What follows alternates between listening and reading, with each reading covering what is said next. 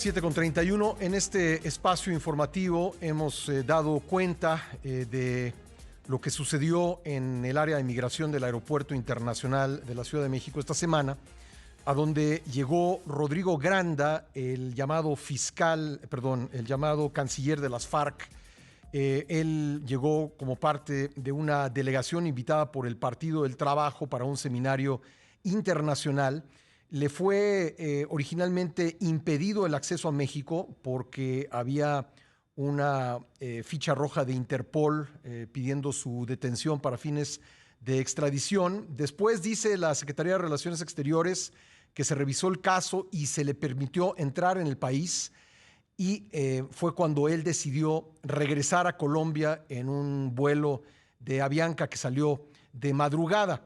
Esto generó muchas reacciones en Paraguay, donde Rodrigo Granda es buscado por el secuestro y asesinato de Cecilia Cubas en el año de 2004. Ha originado protestas en el país sudamericano por la falta de acción por parte de las autoridades mexicanas de detener a Rodrigo Granda para fines de extradición a Paraguay. Él estuvo 13 horas en México y, como le digo, pues al final se le permitió regresar a Colombia, de donde no puede ser extraditado a Paraguay por dos razones: porque hay un proceso de paz entre el gobierno y la guerrilla de las FARC, que pues lo hace inmune a delitos cometidos con anterioridad, y también porque no existe un tratado de extradición entre Colombia y Paraguay. Le agradezco mucho al fiscal Rogelio Ortúzar, quien fue parte del equipo de investigación del secuestro y asesinato de Cecilia Cubas en el año de 2004-2005, que me tome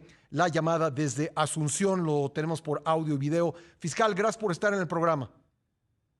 Muy buenos días a México, un gusto estar con ustedes, a su disposición.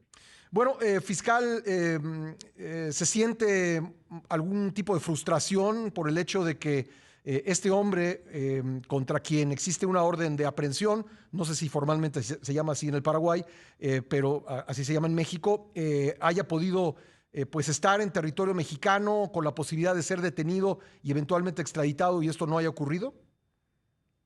Sin duda que es así mismo como lo manifiesta, sí se siente mucha frustración, fundamentalmente porque esto estaba debidamente fundado, ¿verdad? Una orden de detención o aprehensión, como le dicen ustedes, tenía las características de una orden de detención internacional con fines de extradición, expedida por una autoridad competente como lo es un juez penal de control y garantías constitucionales. Inclusive esa orden fue renovada, ingresa por los canales correspondientes, que es Interpol. Eh, Esto tiene, digamos, repercusión de código rojo, es decir, de prioridad absoluta en la detención de esta persona a nivel mundial. Y nos encontramos con la desagradable noticia de que o que la misma orden de detención no fue cumplida por un Estado, por un gobierno sobre todo. Y bueno, continuamos en la lucha. Así fue desde el año 2004. Esta no es la primera vez que Rodrigo Granda es liberado tras una captura realizada.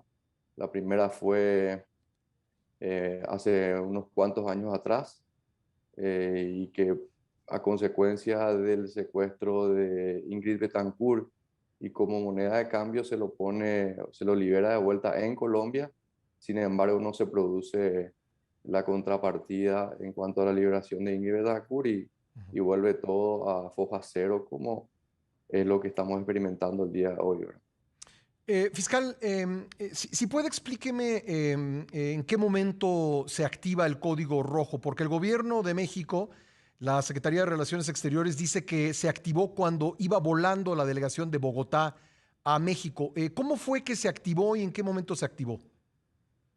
Bueno, la orden de detención internacional con fines de extradición con código rojo está activa a nivel mundial. Eh, Tenemos información oficiosa, no oficial, de que el mismo fue advertido esta situación ya por la DIJÍN, ¿verdad?, en Colombia. Y aún así, bueno, decidió ir hasta México, en donde al ingreso le comunican la orden de detención y se origina todo este impasse que finalmente eh, concluyó en la vuelta de él a Colombia, ¿verdad? Realmente para nosotros es absolutamente inexplicable cómo es que un gobierno decide hacer eh, oídos sordos y volverse ciego ante la realidad de una expedición de una orden internacional de detención, sobre todo cuando existe un tratado bilateral firmado entre México y Paraguay en materia de extradición de criminales buscados por ambos países. Si bien es cierto, es una prerrogativa y tampoco lo desestimamos esa postura de cada gobierno hacer uso de sus facultades políticas administrativas en cuanto a expulsarle a alguna persona. Ujú. Lo que no comprendemos es la falta de voluntad en cumplir una orden de detención o de aprehensión internacional. Eh, Estaba en sus manos absolutamente cumplirla, porque de hecho no es una prerrogativa cumplir una orden de captura internacional, sino es una obligación, y una obligación establecida en el derecho internacional público, Ujú. y más allá de eso, en un tratado internacional firmado por ambos países, el cual adquiere una trascendencia mayor a una ley interna de cada país, puesto que por la prelación de leyes, los tratados están por Ujú. sobre cualquier otra disposición jurídica de menor jerarquía, incluyendo leyes Sí. internas, salvo la Constitución, obviamente. Fiscal, tengo que hacer una pausa comercial obligada. ¿Podría esperarme un par de minutos y concluimos la conversación, si es tan amable? ¿Cómo no? Gracias. ¿Cómo no? Regresamos enseguida con el fiscal Rogelio Ortúzar hablando con nosotros desde Asunción, Paraguay. Volvemos enseguida. Estamos conversando con el fiscal paraguayo Rogelio Ortúzar, pues sobre lo que sucedió con Rodrigo Granda en el Aeropuerto Internacional de la Ciudad de México. Él, el llamado ex canciller de las FARC, fue autorizado a volver a Colombia, pese a que había una orden internacional de detención con fines de extradición a Paraguay. Fiscal, entonces no es preciso lo que dice en su ficha informativa la Cancillería mexicana que la solicitud de detención fue activada cuando iba volando hacia México la delegación colombiana. No, eso no es verdad. Eh, de hecho, que ninguna orden de detención internacional o de hecho ninguna orden de captura a nivel nacional puede ser activada o desactivada en cualquier momento, salvo que exista una resolución judicial en contra de la misma, que la desactive o la inhabilite.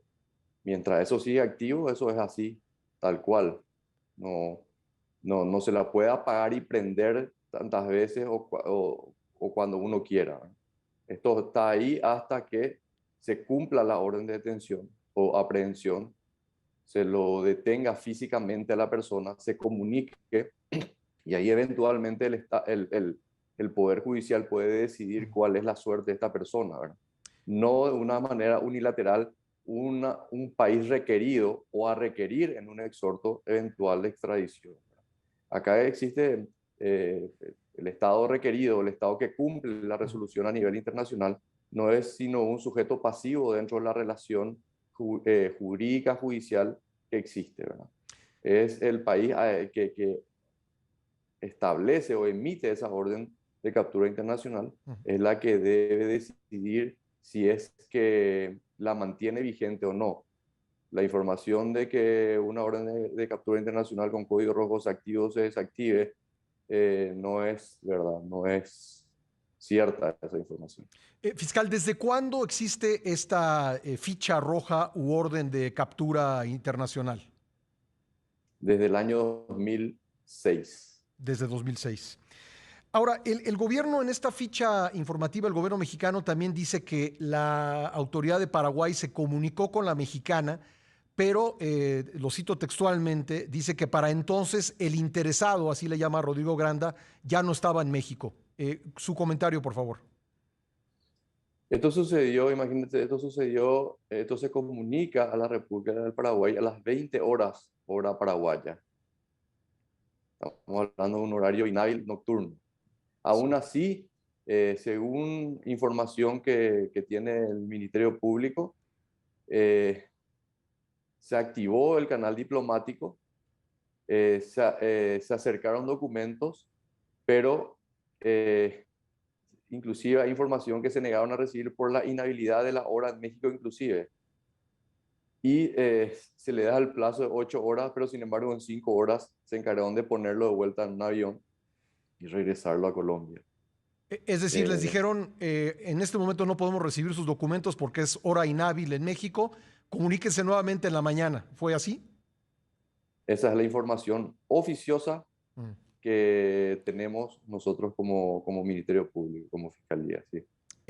Fiscal, me queda un poquito más de 3 minutos, pero quisiera que nos ayudara, por favor, resumiendo cuáles son las pruebas que se tienen en contra de Rodrigo Granda. Entiendo que fueron sacadas de una computadora, pero cuénteme usted exactamente cuáles son las evidencias que se tienen de su participación en el secuestro y asesinato de Cecilia Cubas.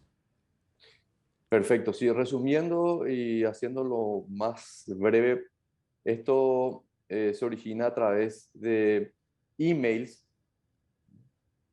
Por un lado tenemos que se habilita un email de negociación entre la organización criminal Paraguayos con asesoría presencial de FARC de Colombia y para iniciar las negociaciones a través de una sola cuenta de correo electrónico del cual tenía un password o contraseña común. Dentro de esa cuenta de email dejan olvidado, obviamente un error absolutamente involuntario, en la papelera un mensaje borrado de una cuenta de correo electrónico que era la cuenta muguero@hotmail.com. Aparentemente eso no tenía demasiada trascendencia dentro de lo que era la vorágine de todo lo que significaba la negociación e intentar ponerla en libertad a la secuestrada, que finalmente es asesinada en manos de estas personas. Y bueno, se inician las investigaciones en relación a esa cuenta.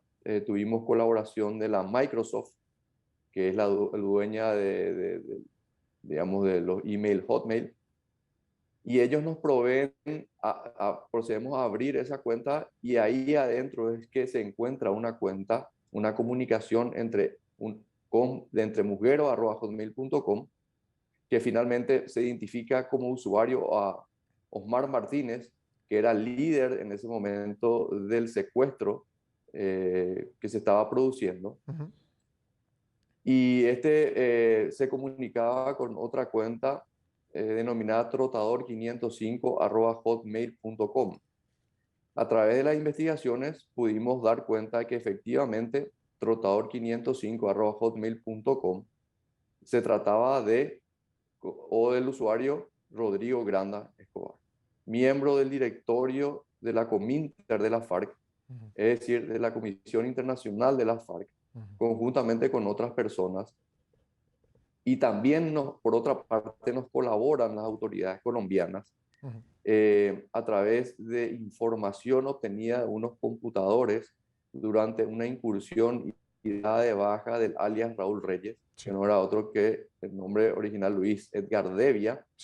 De esos computadores y registros se saca una cantidad inmensa de información referente al secuestro de Cecilia Cubas, que operó en Paraguay, y ahí estamos hablando de negociación, de envío de un asesor colombiano de la FARC, que era Orlando Jurado Palomino, que también tiene orden de captura internacional con fines de extradición. Muy bien.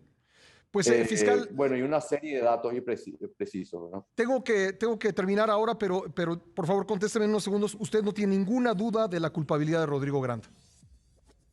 Ninguna duda, absolutamente. Es más, ese material probatorio que acabo de decir sirvió de condena para otras personas. Muchísimas gracias, fiscal, por atender la comunicación. Muy amable. Por favor, Pascal, a las órdenes. Gracias. Vamos a una pausa.